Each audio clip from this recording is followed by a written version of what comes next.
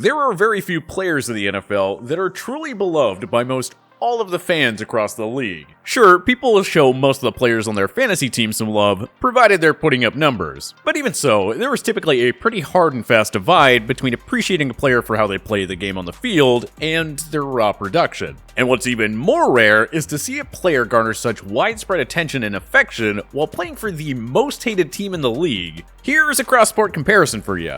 Do you think any of the Astros star players like Jose Altuve or Carlos Correa are going to be fan favorites when they step into the batter's box during road games? Yeah, I wouldn't get your hopes up. But unlike Altuve and Correa, one NFL player has managed to emerge from the shadows of playing for the NFL's most hated franchise and establish himself as one of the most popular players in the NFL despite his team's rather nefarious practices. And that, of course, is none other than Rob Gronkowski. Gronk, as he is affectionately known, was taken by football's evil empire, the New England Patriots, with the 42nd overall pick back in the 2010 NFL Draft. You look at him, not real fluid, looks stiff in terms of his movement, doesn't adjust to the poorly thrown ball all that well. Gronkowski played his college ball at the University of Arizona and was quick to make an impact once he got on campus, averaging 18.8 yards per reception as a freshman, setting a school record for a tight end. He followed it up with an impressive sophomore campaign in 2008, during which he hauled in 47 passes for 672 yards and 10 touchdowns, which for a tight end in most college offenses are pretty big numbers. Unfortunately, heading into his junior year, he had to undergo back surgery, which caused him to miss his entire season and tanked his draft stock just enough so that Bill Belichick and the Patriots could trade up in the second round and steal him way below his draft grade. And while I'd love to call New England lucky for having Gronk fall to them, it's tough to do so because, well, they just seem to do this year in and year out. That's just how things go for the New England Patriots. Star talent gets hurt or has character concerns or whatever and falls in the draft to them, seemingly every damn time.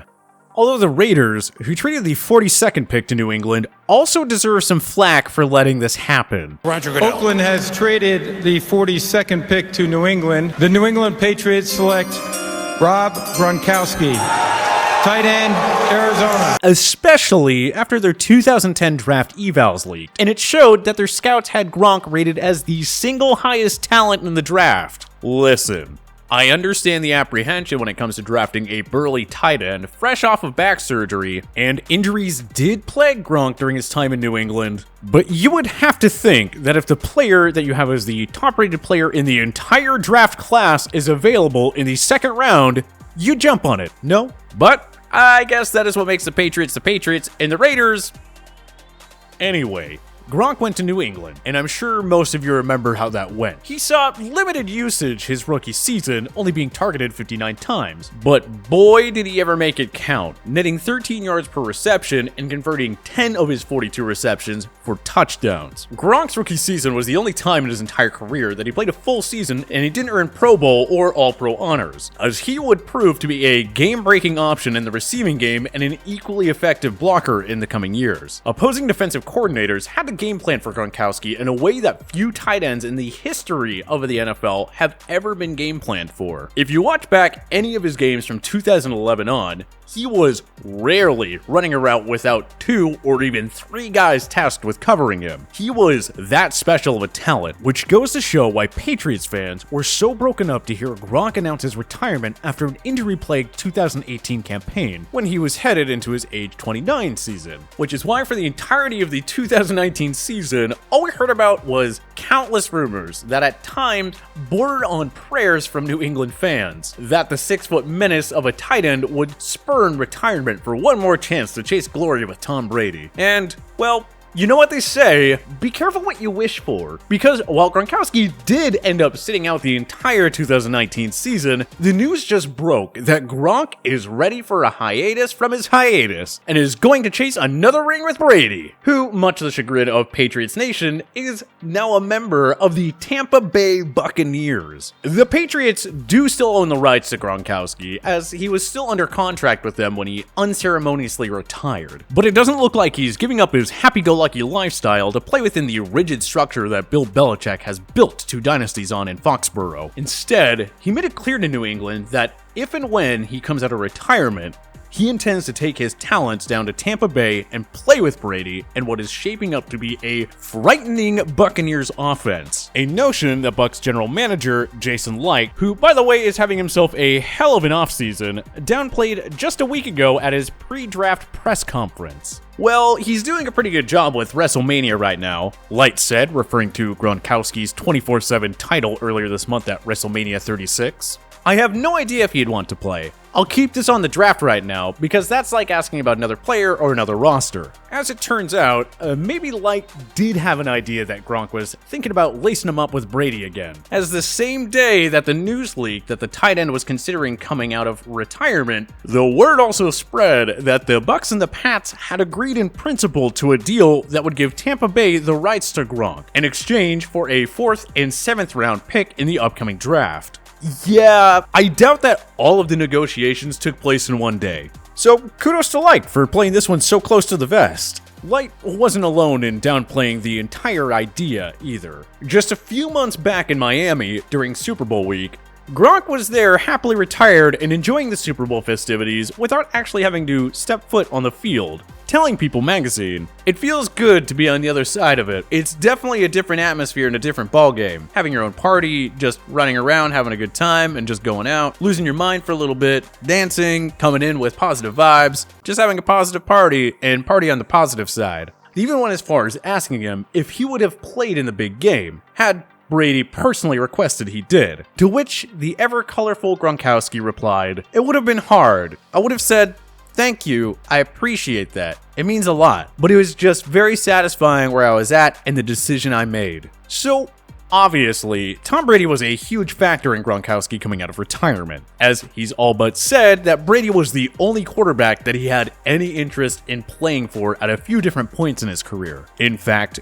Gronk went as far as telling the media that he threatened to retire when the Pats were considering dealing Brady to the Detroit Lions, saying, "Yeah, it happened, and Brady's my quarterback. That's all. Wasn't going anywhere without Brady." Someone knows where his bread is buttered, huh? Anyway, it appears that something has changed in the months since that interview in Miami, and it is clearly not his feelings on Brady. So what was it that gave Gronk the final push he needed to shake off the hangover, dust off the cleats, and jump back into the day-to-day grind that is life in the NFL? Well, let's start with the obvious. Tom Brady is no longer a New England Patriot, and while Gronkowski has often spoke glowingly about playing for Belichick, who is widely regarded as the greatest head coach in NFL history, perhaps he was looking for an opportunity where he could continue his career under a more lenient head coach. A description that Bucs coach Bruce Arians certainly fits the bill for. And there were rumors that Gronk and Belichick had been somewhat at odds during the past couple of seasons the two were together in New England, as Gronk resented the aforementioned rumors of dealing Brady, and Belichick was frustrated with Gronk's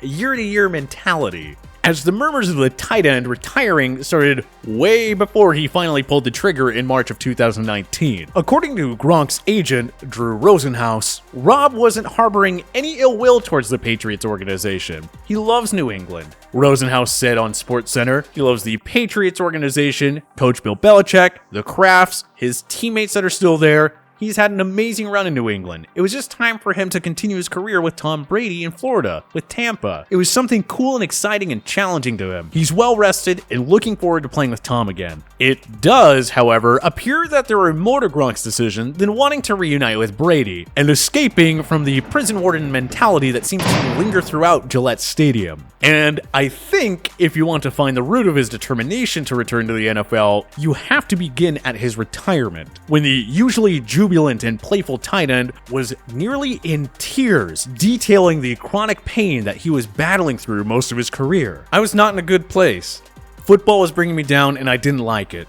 I was losing that joy in life. I could play right now if I wanted to play. I'm feeling good. Physically, I could do it. Mentally wise, desire wise, it's not there. I'm very satisfied where I am in life right now. I truly believe going through those tough times, 9 years off the field, on the field, has brought me to this point. I believe I'm on the right path in my life." But it appears that through a new diet, with the consultation of Brady's longtime confidant and life coach, Alex Guerrero, Gronk has found a new balance that has him believing he is ready to be a gladiator once again. Gronk also attributed his revitalization to the weight loss that came with making these changes, as he was able to maintain his strength but has dropped about 20 pounds in what he categorized as unnecessary weight. It will be interesting to see what kind of impact this has on his performance this fall. Will would-be tacklers still bounce off him? And what about the beastly blocking exhibitions that we've come to expect from the future Hall of Famer? That remains to be seen, but I doubt that he would be leaving the comfort of retirement to embarrass himself, and he is still going to be just 31 when the season rolls around, so it's not like he's way past his prime. If anything, maybe the year off was exactly what Gronk needed to find his peak form again, as his numbers did start to decline a little bit after the procession of injuries he endured in New England. And speaking of injuries, it is possible that Gronk feels more prepared to return now that he can manage any nagging pains that he runs into. Between the changes in and around the NFL, the stars aligned perfectly for the all-pro tight end to forego another year of retirement and go after another Lombardi trophy with Brady down in Tampa. And if you ask me, NFL fans should be excited. It will be fascinating to see how Coach Arians works Gronk into an offense that is already loaded with talented pass catchers in Mike Evans and Chris Godwin, even if we have to stomach watching Tom Brady winning another Super Bowl. This whole ordeal has set up storylines that are simply too intriguing to turn down. What do you think about Gronk's return from retirement? Join us in the comment section below. If you liked this video or learned a thing or two, clicking the like button helps us out a bunch, and we appreciate it. If this is your first time coming around to TPS though, subscribing is a great idea because we put out videos like this every single day. But as always, thanks for watching, and we'll see you guys next time.